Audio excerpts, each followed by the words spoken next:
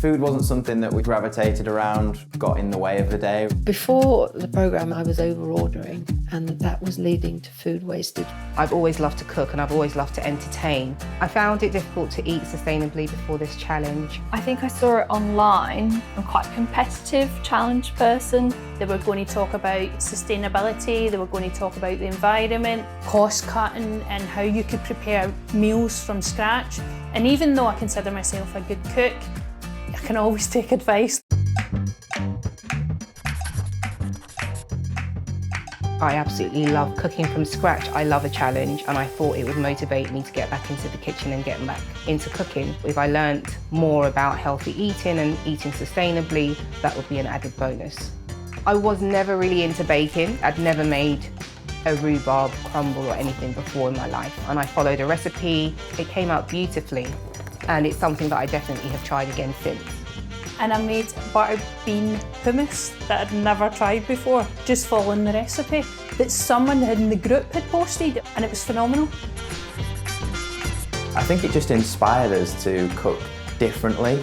We all get involved in the kitchen now, we all try and cook together. We have at least one meal a week that is completely plant-based.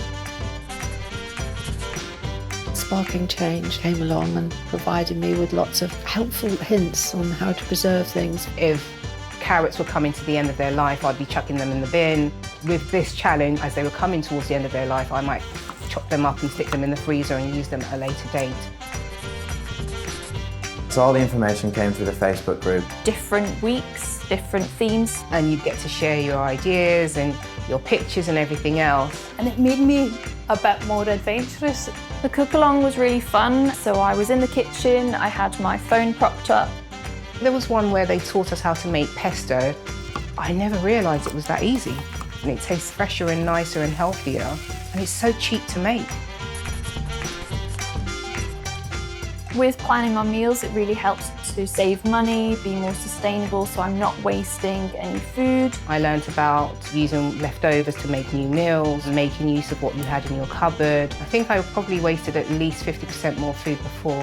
And I've actually reduced my weekly spend by about £25. We used to be like £120 a week, maybe. I've got it down to between 70 and 80. Oh, in a heartbeat, I'd do it again. In fact, I'd been telling my friends and family about it.